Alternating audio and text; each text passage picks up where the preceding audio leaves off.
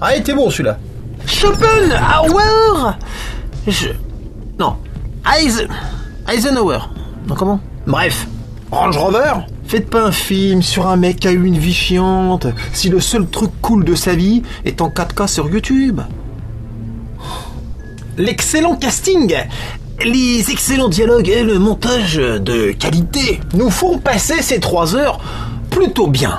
Où vie sentimentale, accusation d'espionnage avec l'URSS et accessoirement création de la bombe, se passe l'oreille à l'écran pour mieux rendre trépidante la vie d'un mec pas très trépidante.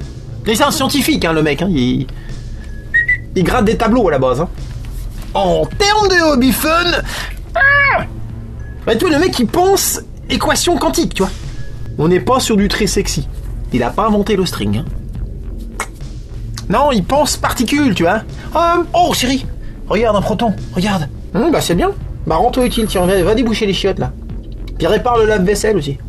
Malgré que c'est un bon biopic, je vais quand même atomiser le film. Atomiser.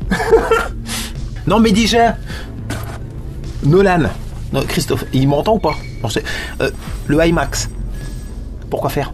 Non mais arrêtez de vous exciter sur la technique. Hein. Moi je vois pas la différence entre du numérique ou du IMAX. Surtout qu'ici on voit vraiment pas l'intérêt.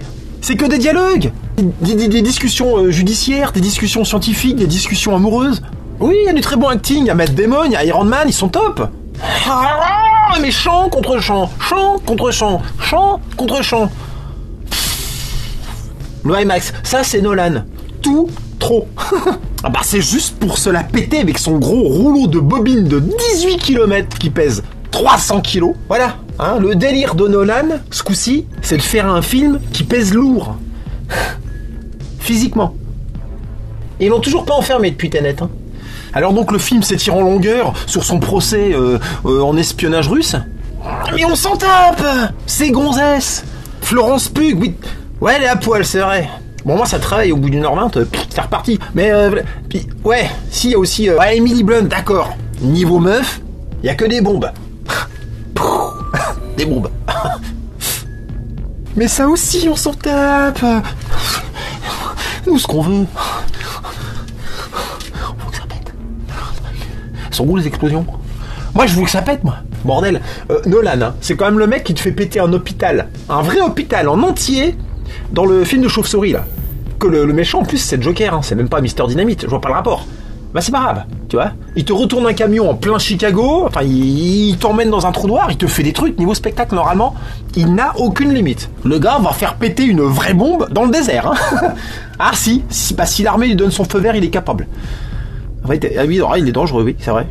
Mais non, on a quelques petites... Tu sais, on a des flashs comme ça, tu sais, des images, des petits atomes, on sait pas trop. Bon. Oui, il y a l'explosion de Trinity. Ça pète plus dans Independence Day. Déjà. Donc voilà. Où est l'immersion? Je veux dire, on a des archives qui se défoncent 100 fois plus. Elles étaient pas en IMAX, en plus.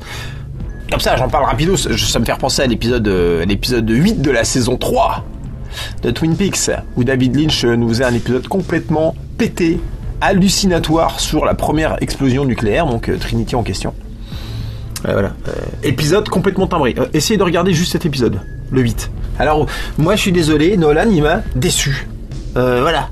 Alors, on va me dire que des reportages documentaires sur les bombes atomiques, ça existe déjà. Oui.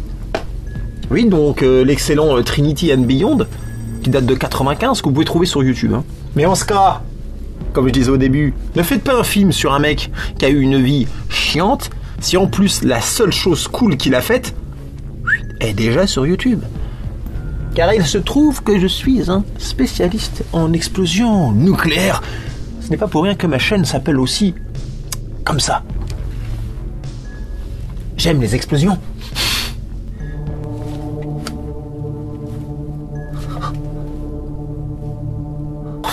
Putain. Castel Bravo. 15 mégatonnes. Putain, merde, putain. Putain, je chiale, putain, c'est beau. Ah. Ouais, putain, je chiale. Oh, le con.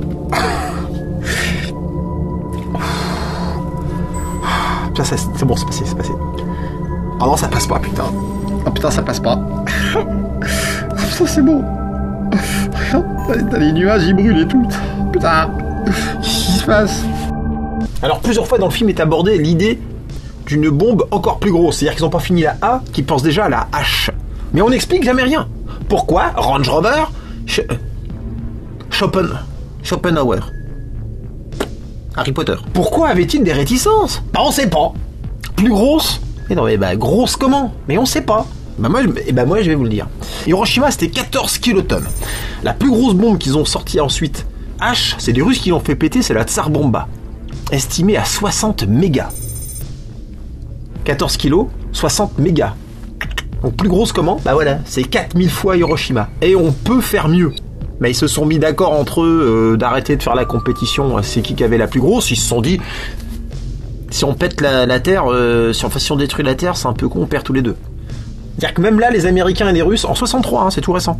Dès 1963, les mecs savent qu'il faut qu'ils arrêtent. C'est chouette, hein. C'est pour ça, Oppenheimer, évidemment, qui se dit, bah oui, 14 kilotonnes, c'est suffisamment dissuasif, il n'y a pas besoin de faire plus gros. Et, pour finir sur ça, pour Oppenheimer, c'est sa culpabilité, sa fameuse culpabilité de mes deux. D'où il y a une culpabilité quand tu fais la course contre Hitler?